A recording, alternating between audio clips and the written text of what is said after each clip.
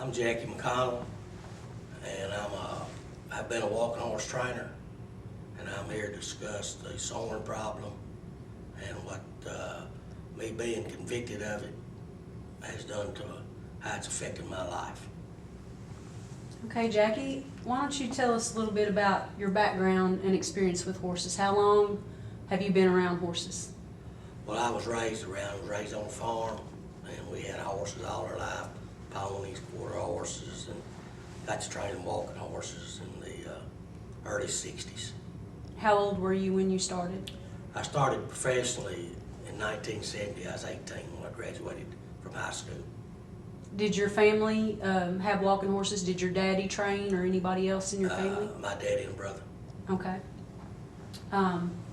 So you started training Tennessee walking horses in about 1970. Have you ever done anything else for work? That's the only thing I've ever done. Only thing you've ever known. How successful were you in showing walking horses? We had good success. I was a member of the Tennessee Walking Horse Hall of Fame, and I've been trainer of the year, and have had several world champions.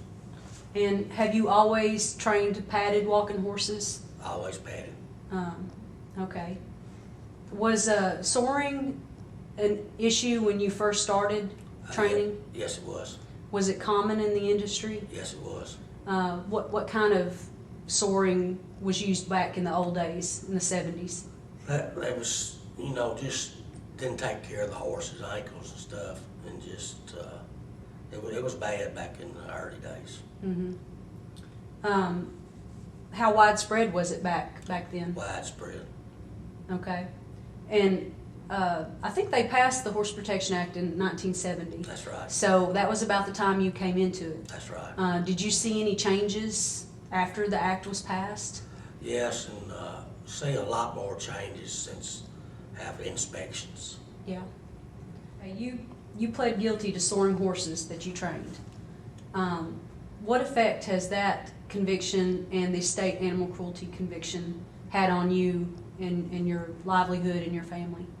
Well, it's embarrassed, of course, embarrassed me. It's really embarrassed my family. I have a 8-year-old grandson, and he has to go to school, and that's really been bad, and it's hurt me bad financially. I've lost a lot of friends.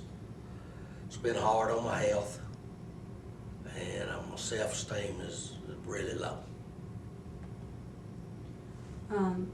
What all have you lost as a result of this conviction? Oh, I've lost my financial security. I've lost my whole business. I've lost, like I said, I'm banned for life from showing, owning, or training horses. Banned from the Celebration for Life. I was banned from the Hall of Fame. Had my trainer's license pulled. And the biggest thing is the embarrassment it's caused my family. Yeah. They passed a state law last year in 2012 making soaring horses with chemicals a felony. Do you think that is going to have any effect on the trainers out there now, it being a more serious penalty? Do you think it will affect? Yes, I do. And improve? Yes. It's made a lot of improvement. Okay. A lot of improvement. And you think that your conviction has helped make some people straighten up? I think my conviction has probably done more than anything for it. It's been done. Okay.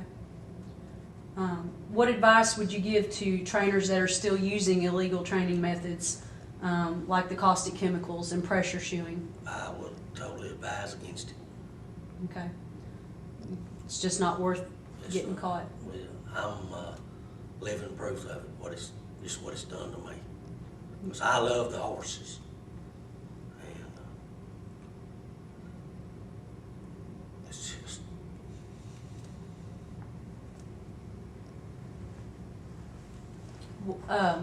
You said, talked about the other rights you lost because of being convicted as a felon federally.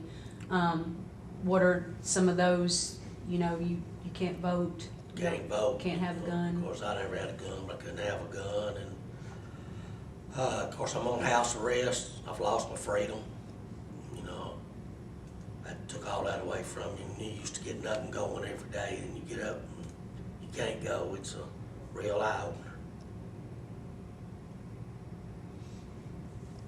Jackie, as you reflect back on your conviction, do you feel that soring horses with chemicals and the pressure shoeing that's going on, do you feel that that's wrong? I don't know anything about the pressure shoeing, but I've seen horses that's had it done, and it's wrong, and chemicals are wrong too. You think they do hurt the horses? Yes, I do. Okay.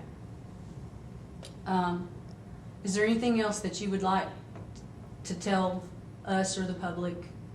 I would love to apologize for the embarrassment I've caused my whole family, and I want to apologize to all the horses I've ever trained.